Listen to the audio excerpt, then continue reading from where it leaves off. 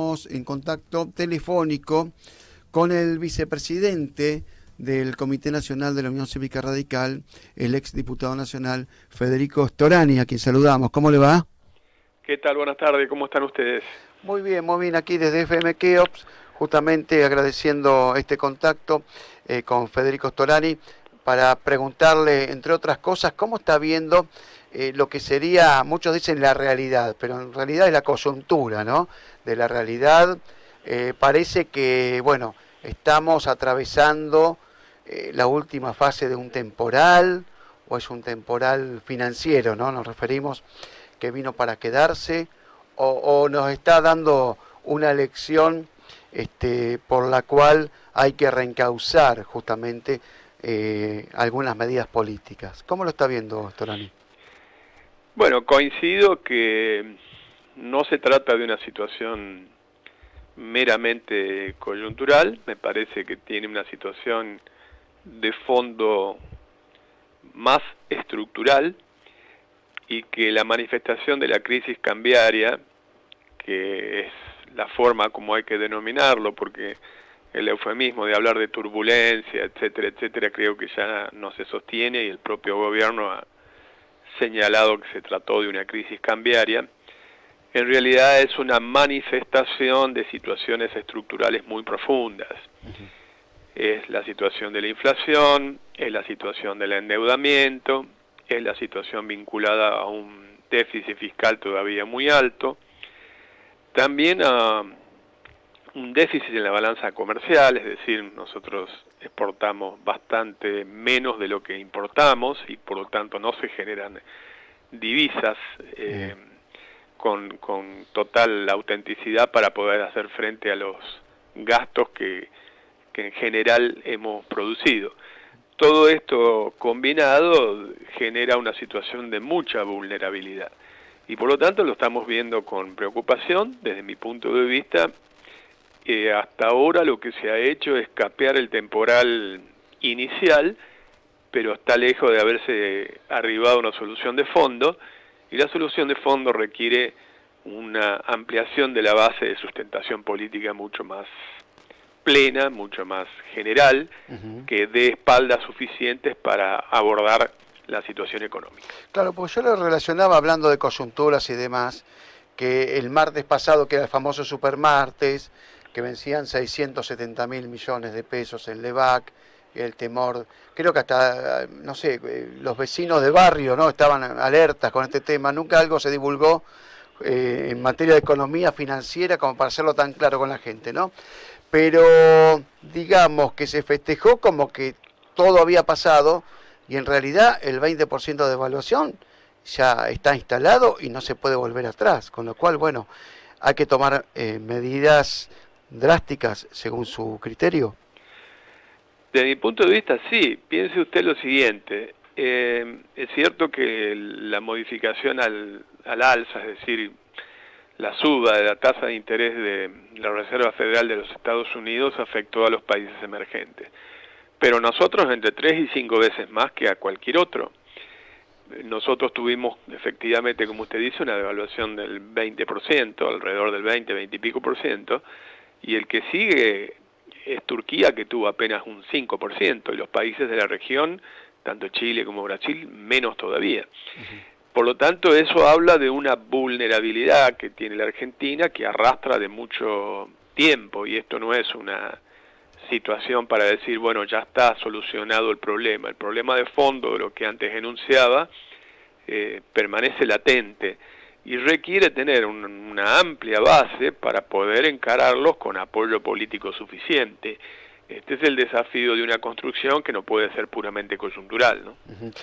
Storani, usted viene, me consta, desde hace mucho tiempo proponiendo, incluso antes de este tema financiero, la conformación del Consejo Económico Social. ¿Con qué características, con qué alcances y con qué finalidad? Bueno, es buena la pregunta porque permite aclarar que existen varios proyectos que tienen estado parlamentario de la creación de un Consejo Económico Social. Algunos tienen matices, pero en el fondo de lo que se trata es de sentar con un carácter institucional a los sectores de la producción, del trabajo, de las diferentes confesiones religiosas también, de organizaciones sociales, de las universidades, además de los partidos políticos y otro tipo de organizaciones.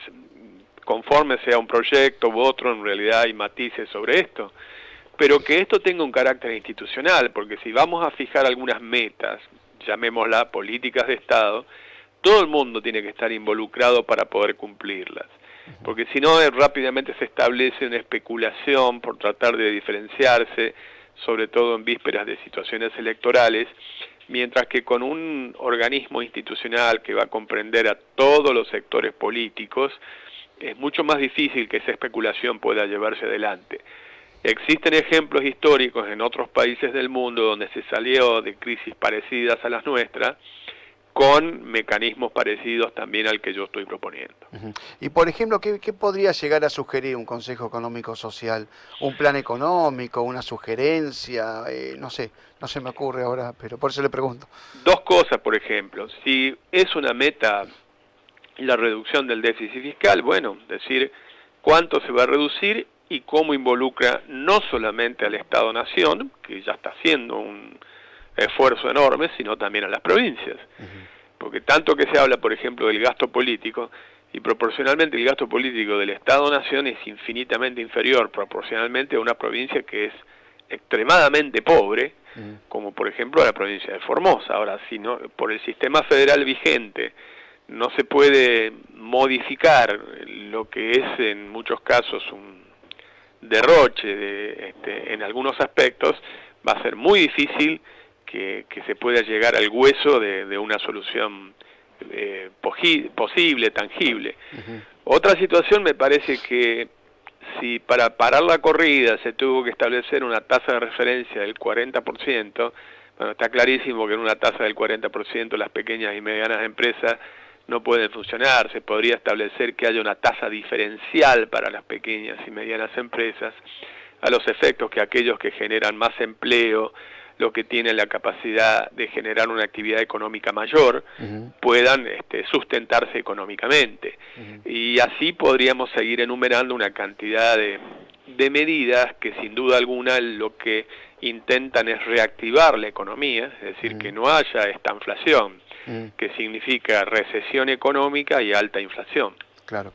Storani, lo llevo un poco al costado político de lo que serían las consecuencias de toda esta situación financiera que estamos padeciendo los argentinos, respecto de que, bueno, el presidente Mauricio Macri, yo no sé si es porque lo escuchó a usted o escuchó a otros dirigentes, pero eso le quería preguntar, porque finalmente dicen que amplió la famosa mesa chica para incorporar representantes de otras extracciones políticas que conforman Cambiemos. Le quería preguntar si más o menos eso era lo que usted tenía pensado o no.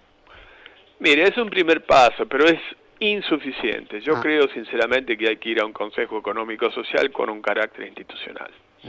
Esto lo he manifestado incluso en una reunión que se realizó ayer en el Comité Nacional de mi partido, donde se informó de las últimas gestiones en esta ampliación de mesa.